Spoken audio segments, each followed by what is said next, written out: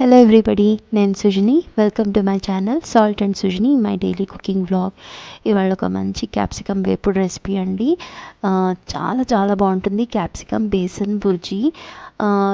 Capsicum తినని వాళ్ళు కూడా ఒక్కసారి ఇలా చేసుకొని చూడండి, మీకు తప్పకుండా నచ్చుతుంది. దీనికోసం ఫస్ట్ మనము శనగపిండి బుర్జీ చేసుకోవాలండి. దానికోసం ఒక కప్పు శనగపిండి తీసుకుంటున్నాను. అలాగే ఒక పావు టీ స్పూన్ ఉప్పు, అలాగే 2 పచ్చిమిరపకాయలని చిన్నగా చాప్ చేసి వేసుకున్నాను. ఒక మీడియం సైజ్ ఆనియన్ని కూడా చిన్నగా చాప్ చేసి వేసుకున్నాను. 1 టీ స్పూన్ అంత కొత్తిమీర, ఇంకా తగినంత వాటర్ వేసి మనము ఆమ్లెట్ కన్సిస్టెన్సీలో ఈ శనగపిండిని కలుపుకోవాలండి. సో మరి థిక్ కాదు, మరి పల్చగా కాదు. సో అలా కలుపుకొని దీన్ని మనము ఆమ్లెట్ లాగా వేసుకోవాలన్నమాట. సో దానికోసము ఒక ప్యాన్లో ఒక 2 టీ స్పూన్స్ అంతా పల్లి నూనె వేసుకున్నానండి. మీరు ఏదైనా ఆయిల్ వేసుకోవచ్చు. తర్వాత ఏదైతే మనము పేస్ట్ చేసి పెట్టుకున్నాం కదా శనగపిండిది, అది సరిగ్గా ఆమ్లెట్ లానే ప్యాన్లోకి స్ప్రెడ్ చేసేసుకొని లో ఫ్లేమ్ మీద దీన్ని మూత పెట్టి కుక్ అవనిద్దామండి. శనగపిండిలో చాలా చాలా మంచి హెల్త్ బెనిఫిట్స్ ఉంటాయండి. ఇది మంచి ప్లాంట్ బేస్డ్ ప్రోటీన్ సోర్స్ అనమాట. మనం మజిల్స్ బిల్డింగ్కి, అట్లా బాడీ టిష్యూ రిపేర్కి కూడా చాలా బాగా పనికొస్తుంది. సో ఇదిగోండి, ఒక సైడ్ మంచిగా వేగిపోయింది. ఇప్పుడు మరో సైడ్ ఫ్లిప్ చేసుకొని ఆ సైడ్ కూడా వేగిన తర్వాత దీన్ని మంచిగా మనము బుర్జీలాగా చాప్ చేసేసుకుందాము. కొంచెం పెద్ద చంక్స్ ఉండనియండి, మరీ చిన్న చిన్నగా చేయకుండా. ఇది నోటికి తగిలితే బాగుంటుంది. సో ఇది తీసి పక్కన పెట్టుకుందాము. అండ్ ఇది ఒక మంచి గ్లూటెన్ ఫ్రీ ఆల్టర్నేటివ్ అండి శనగపిండి అనేది. లైక్ ఎవరికైనా గ్లూటెన్ ఇంటాలరెన్స్ లేదా సీలియాక్ డిసీజ్ ఉంటే వాళ్ళకి ఇది బాగా పనికొస్తుంది. సో ఇప్పుడు మనము ఒక కడాయిలో 2 టేబుల్ స్పూన్స్ పల్లి నూనె తీసుకున్నామండి.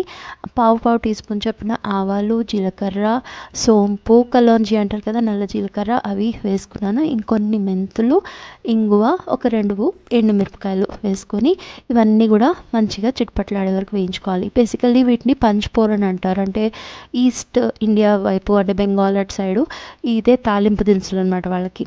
అలాగే 1 టీ స్పూను సన్నగా చాప్ చేసుకున్న వెల్లుల్లి వేసుకున్నానండి. ఆ తర్వాత ఒక 700 గ్రామ్స్ ఉందండి, 700 గ్రాముల క్యాప్సికమ్. ఇది మంచిగా గింజలు అవి తీసేసి నీట్గా కడిగేసుకొని చిన్నగా చాప్ చేసి పెట్టేసుకున్నాను. దాంట్లో తగినంత ఉప్పు, ఇంకా కాస్త పసుపు వేసి హై ఫ్లేమ్ మీద 1 నిమిషము దీన్ని వేయించుకున్నామండి. ఆ తర్వాత ఫ్లేమ్ లో చేసేసి దీన్ని మూత పెట్టి క్యాప్సికమ్ చక్కగా మగ్గే వరకు వేయించుకోవాలి. మధ్య మధ్యలో కలుపుతూ ఉండాలండి. క్యాప్సికంలో నుంచి నీళ్లు ఊరుతాయి మనకి, ఆ నీళ్ళల్లోనే ఇది కుక్ అయిపోతుంది అనమాట. క్యాప్సికమ్ అయితే మనకి దానికి కూడా మంచి హెల్త్ బెనిఫిట్స్ ఉంటాయి. వైటమిన్ సి, ఏ, బీటా క్యారోటిన్ ఇవన్నీ ఉంటాయి. ఇదిగోండి, ఇక్కడ క్యాప్సికమ్ వేగిపోయింది చూసారా. సో ఇప్పుడు ఇది మూత పెట్టకుండానే ఇంకా మనము దీన్ని వేస్తూ పోవాలి, నీరంతా ఈరిపోయే వరకు.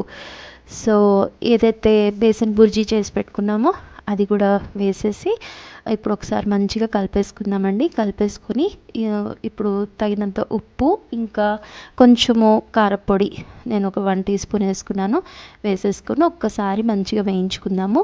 ఆ తర్వాత మీ దగ్గర ఉంటే 1 టేబుల్ స్పూన్ అంతా కసూరి మేతి వేసుకోండి. టేస్ట్ చాలా బాగుంటుంది, లేకపోతే స్కిప్ చేసుకోవచ్చు, నో ప్రాబ్లం. ఓకే, ఆ తర్వాత సన్నగా తరిగిన కొత్తిమీరతో గార్నిష్ చేసుకుంటే మనకి క్యాప్సికమ్ బేసన్ బుర్జీ రెడీ అయిపోతుందండి. తప్పకుండా ట్రై చేయండి, చాలా టేస్టీగా ఉంటుంది. అండ్ చూసారు కదా, చాలా సింపుల్గా అయిపోతుంది, ఎక్కువ ప్రాసెస్ ఏం లేదు. సో నేను చెప్పాను కదా, దీంట్లో వైటమిన్ సి, ఏ, బీటా క్యారోటిన్ ఉంటాయని. అవన్నీ మన స్కిన్ అండ్ ఐస్కి మంచిది, ఇమ్యూనిటీని బూస్ట్ చేస్తాయి. ఓవరాల్ ఒక చాలా హెల్తీ రెసిపీ అనేది, తప్పకుండా ట్రై చేయండి. నా ఛానల్ని సబ్స్క్రైబ్ చేసుకోండి. అండ్ నా రెసిపీ నచ్చితే ఒక్కసారి దాన్ని లైక్ చేయండి. ఓకే, ఇంగ్రీడియంట్స్ అన్నీ డిస్క్రిప్షన్ బాక్స్లో ఉన్నాయండి. అండ్ మరో రెసిపీలో కలుద్దామండి. Thank you for watching.